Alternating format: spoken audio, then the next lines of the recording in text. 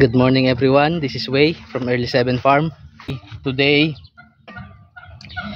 my mother want to put her plants in this side of the farm. So what we're going to do is put in poles and put in a mesh wire so the goats cannot get to her plants. So what we're doing right now is putting a rope. So Uncle Eddie Kong is putting the post there as well, and then we're putting rope so we can make sure that the post that we're going to put will be at least aligned. So we already have all the posts ready and we're going to just do it one by one. So we're lining up another post here and putting a rope to make sure that the post that Uncle Eddie Kong will be putting will be at least line up properly. It does not need to be perfect, but at least we're making it look good. We have put the rope up to the first post so we can line up the post that we will be putting in. So this way we can make sure that the poles are aligned. Kita mo, tatas yung mga kom mo. Pasok mo. Oh.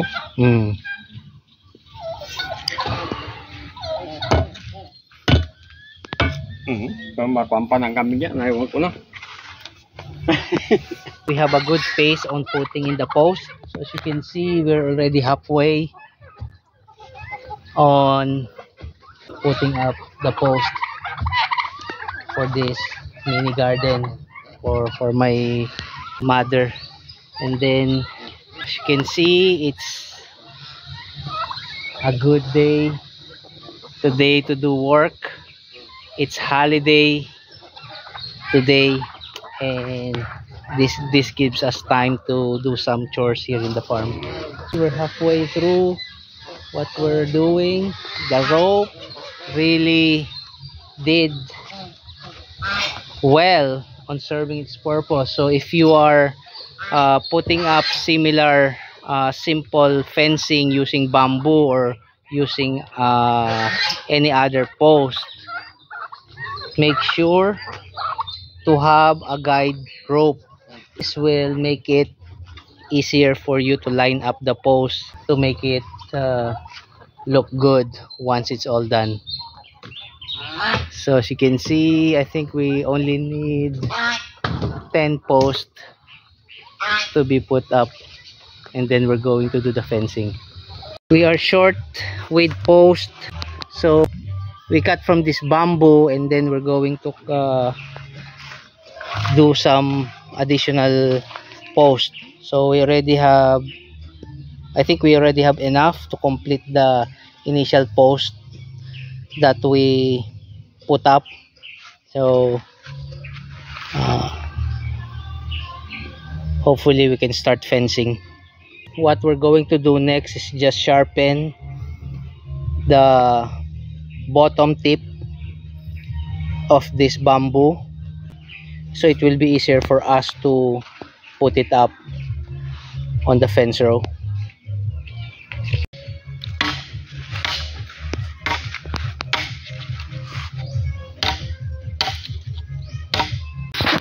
The goats are out. This is the reason why we need to put up a fence in this area.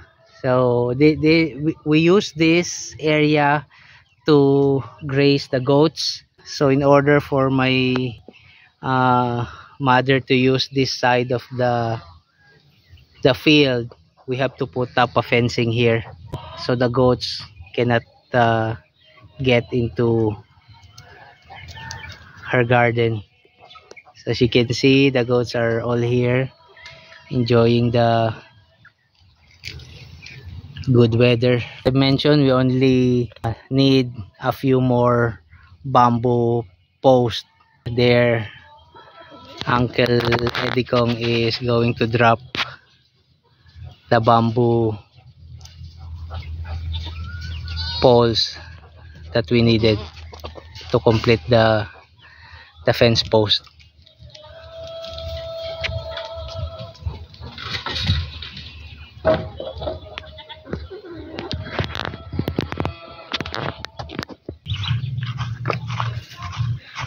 We have put all the bamboo posts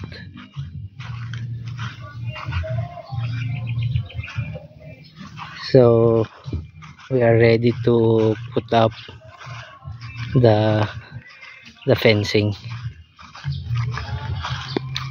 So this will be the main gate